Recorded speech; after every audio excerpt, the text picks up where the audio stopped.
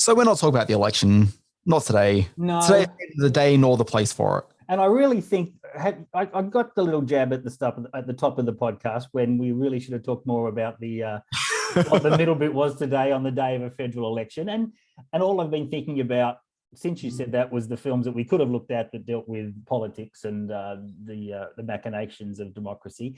Maybe we'll do that next week. Who knows? In fairness, I didn't really think about that until I was scratching around to try to work out what I'd open the podcast with. But I thought, as both you and I have been to Japan, and both you and I enjoy movies and TV shows, I thought we could look at how Japan and Japanese culture is viewed through the eyes of American filmmakers and some of the great films that have been shot there, or not so great films as it may be, and put a bit of a spin on it. Plus, I thought we could finish off with looking at what some of the big Hollywood stars do for cash in the Japanese, what do I keep doing that? Japanese advertising industry. Boy, there's some wild ones in there. But are you cool with all that? Yeah, so when you presented this idea to me via text message in the early hours of the morning, essentially the way you sort of presented it was the idea of American characters visiting Japan. And that's fine. I was trying to think about it because, you obviously do films on this podcast. I do TV. Yeah. So I was trying to find like TV ways into this. And there's not a lot, because I did a little bit of research. There was a lot of films and there's very little TV or very little ways of finding them anyway. Yeah. So essentially one of the differences between film and TV is that TV is episodic and continues on, and there's budgets involved, and you can't just spend an episode where the characters go to Japan. Like that just doesn't really happen. And so outside of a couple of cartoons where the characters might go to Japan, but even cartoons don't generally stray too much from their general location, because the way animation works is that you think that it's limitless, but it's really not. Essentially, they like animate a certain number of like backgrounds and then have the characters operate within those backgrounds. Sure. It's like even computer like CGI, like everything. It's not like just cell animation where you're animating cells in front of established backgrounds, but like it's just it costs money to go that extra step. So it doesn't happen in TV. So I was trying to think of TV, and the only TV show I could legitimately come up with was there's an episode of Girls where you've got the Shoshana character who has gone to Japan to work over there. Yes. And that episode is huge fun. It's filmed in Japan. Like I'm pretty sure it was around Tokyo, as I recall. Like that film ticks all the boxes, but you really needed a offbeat HBO successful series to go off and have the budget to do this. Yes, well, I think I did see that one in my research, a season 5 storyline, and Shoshana was in Japan for, I think it was a few episodes she was in there. So that said, I'm just talking about narrative things, but in the world of reality TV, there's a lot more doors open there. So in your list of things that you sent to me at like 2 a.m. in the morning, 3, I don't know, when did it turn up? You might mention The Amazing Race. So obviously they've gone to Japan a couple of times in that show, and do all sorts of zany pit stops and stuff going on there, and that's always a treat. But I was also thinking there's always those documentaries, and they tend to come more from the UK than anywhere else, where you get some Westerner who goes to visit Japan and they experience the zany customs, and it's always that fish out of water thing. And I'll eat those things up, but they're never particularly that good, and they do border on being slightly offensive. And yes, which was something we had to sort of skirt around, well, not skirt around, but be careful in how we presented this segment, because, and some of the films that I'll get to in a minute certainly are guilty of playing that caricature stereotype kind of Oriental, quote unquote, Oriental gentleman. Well, you've got that, but you've also got the other thing that is more a conversation that happens on social media than it does in the real world. But just that idea of the white savior going to Japan to tell their story. And I was going to refer to that in a Tokyo Vice review that I did, but I dropped away from that. But I think what I wanted to say was that if you're telling an American story, I don't think it's really necessarily a concern that you've got a white savior who's going to save the day as they enter this sort of strange land. Because if you wanted to watch a movie about a Japanese person in Japan doing Japanese things, then you would watch a Japanese movie. Yes. But if you want to watch if you're watching an American movie, then you're obviously watching it from an American perspective of someone who's going over there to experience the culture and engage in the land, because they are the lead character ostensibly. Like they usually are the person who creates change and like provides some sort of heroic element to things. And if you flip that, like I don't really have a concern with a Japanese character going to say, for example, the UK in that show that's dropped out of my mind right now. It's Girl Hariji, I want to say the name of it is. You can find it on Netflix quite easily. And that was a BBC co-production with one of the Japanese networks, I think. And that was about a Japanese cop who ends up going to the UK to solve a mystery. And he's very much the hero. And it just flips that narrative around. And it's fine. Like, it's good that it flips that narrative around and you see that. But at the same time, I just don't have a problem with an American film telling a story with an American hero in a Japanese landscape. This is an argument that comes up an awful lot whenever the Tom Cruise film, The Last Samurai, is raised. In that film, he plays an American Civil War officer who is sort of cast out of the US in disgrace, finds himself training in westernized military fashion, the imperial forces against the samurai rebellion, but then flip sides and finds himself within the samurai learning their ways. So I always found that a fascinating argument with sort of reference to that film. And I don't disagree with the point you made. I think in these enlightened times, there's probably a way to do that which still respects the customs and the traditions of traditional, Japanese storytelling and Japanese customs. But there's also a way, like they did with Bill Murray in Lost in Translation, of putting this big goofball American egocentric actor into the Japanese culture and watching how he deals with it on a very sort of in a very sort of honest way. And I've seen complaints of Lost in Translation that suggests that Bill Murray and Scarlett Johansson are pretty much engaging in what I was complaining about with some of these British documentaries primarily, where Joanna Lumley will go to Japan, as she did in Joanna Lumley's Japan. And it's very much sort of pointing at this sort of life, this culture, say, isn't this weird the way that they do that? But I don't feel that Lost in Translation really did that as much as it was talking about the fact that you've got two characters who are, as the film title suggests, they're just feeling a bit lost and distant in a culture which is really a little bit strange and different from their own, but they were just not quite able to connect with, the world around them. Yeah. Before you walk away from the television side of this thing, we have to mention what a huge influence Shogun was back in the day, the adaptation of the James Clavell novel.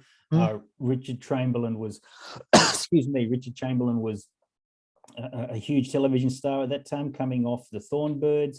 And this is a big, sweeping historical epic starring one of the great Japanese actors, Toshiro Mifune, all set within the world of the samurai and the shogun warriors. So it is still a remarkable work. It was a multi-million-dollar production back in the day, and one of those right at the height of that mini-series boom period in the 80s. Yeah. Look, you've got a fairly extensive list here of some titles. The one that came to mind immediately when you suggested this was Black Rain, being Ridley Scott's terrible film with Michael Douglas in it. Not a fan? See, I am a fan of Black Rain. I am very conscious of it being of the utilizing the Japanese backdrop of just being organized crime, of just being about the Yakuza. And there's another film in there, a Paul Schrader, Sidney Pollack film called The Yakuza with Robert Mitchum, obviously, set deep within the world of crime over there. But I thought Black Rain was a very stylish. Oh, no, that's it. I think visually it's very cool looking. Yep. But I just don't think the film's much chop beyond that. It had a good decapitation in it. Spoiler alert, but Andy Garcia, nasty. Yeah, but like the lead up to, don't even get me started. Okay, all right, that's fine. But that's a classic example of just picking up two big American stars, plonking them in the middle of Japan, and see how they're reacting to what's going on around them without actually taking too much on board as to the culture that they're interacting with. It's how that culture impacts these two big white stars. So there's an argument to be made there for the downside of Black Rain. Yeah, I don't really have an issue with it, but whatever. People write at me. A film that wasn't on your list was maybe the most essential film of American cinema, which is really exploring Japanese ideals, which is a film called Teenage Mutant Ninja Turtles 3, which I'm sure we all remember takes our titular Teenage Mutant Ninja Turtles and takes them to, I don't know, some point in Japanese history. I never saw it. You never saw it, but it's on your list. I love that. 1603. It's in feudal Japan. Okay, fair enough. Yeah, well, that's appropriation, but whatever. There may be even though it was only suggesting that Teenage Mutant Ninja Turtle was engaged in some level of appropriation. A tad, just a tad. What? I think it's going to be a little bit harder to defend the 1992 film Mr. Baseball, starring Tom Selleck as the washed-up major leaguer who tries to revive his career with a minor league Japanese club. This makes Cool Runnings looks like a study in cultural appreciation. Mr. Baseball has not aged very well over the years. One of the great films which absolutely respects Japanese culture and its history is Silence, the Martin Scorsese film starring Liam Neeson and Andrew Garfield from 2016. What else have we got on this list here? Going back a few years, there was a series of Hollywood films which sort of looked at the interaction between Americans and American heroism in the wake of World War II. House of Bamboo is a kind of just a sort of a crime thriller action movie in which a train being guarded by both Japanese and US troops is robbed, weaponry is stolen, and it takes an American going undercover, played by Robert Stack, to bring that booty out into the open. And it's a film that probably defies some of the stereotypes of the time, as does Tea House of the August Moon, a 1956 film with Glenn Ford as this sort of goofy US officer who's sent to a small village with a translator called Sakini, played by Marlon Brando. Boy, I'm a bit cautious of this, to colonize and modernize the village by teaching them the American way, but the villagers obviously have some other agenda in their minds. So yeah, look, it's fascinating, the relationship between how Hollywood perceives their heroes and how they want to use Japan in their movies. And yeah, look, it's a beautiful part of the world. Because when were you there? You traveled there, didn't you? Yeah, I spent a month there back in 2019. Yeah. Thereabouts. Yeah, 2019, I think. We've done a couple of days. We did Shinjuku for one night and had a stopover in Narita Airport. So we had a day in the city there. I've never done a lot of time in Japan, but I absolutely love the country and want to get back there. Yeah, strongly encourage it. Absolutely. And we should point out later this year that our own Brad Pitt is coming up in a movie called Bullet Train, which is about 5 assassins aboard a fast-moving bullet train, and how they all interact at the height of bullet train speed. So looking forward to that. Sorry, I thought you were about to announce that later in the year, Screen Watching is going to do a special series from Japan, Screen Watching Japan. Yeah. And so we go to Japan to watch movies and TV shows over there. We go Actually, sorry, here's something which is very relevant to this podcast. Okay. So when I was in Japan, I wanted to engage in the pop culture of Japan. Sure. But it just dawned on me that, like, I kind of know anime, but I'm not really that into anime. Like, it's fine. And I don't really understand like enough of the cultural references going on for me to go into stores and suddenly revel in anything, because I just didn't know enough. And you can only really sort of get by with having seen like 4 or 5 films and know a bit of Ultraman to really get by. So like, I couldn't really engage in that much, but I did go to the movies a couple of times to watch American films in Japanese cinemas. Mm-hmm. But I thought it was particularly interesting. So I think Shazam was the big movie of the time. I was about a month before the Godzilla film that came out that year was playing, which is a bit annoying, but I did get a poster from Japan with the Godzilla thing. But anyway, saw Shazam, and like that was a perfectly fine experience.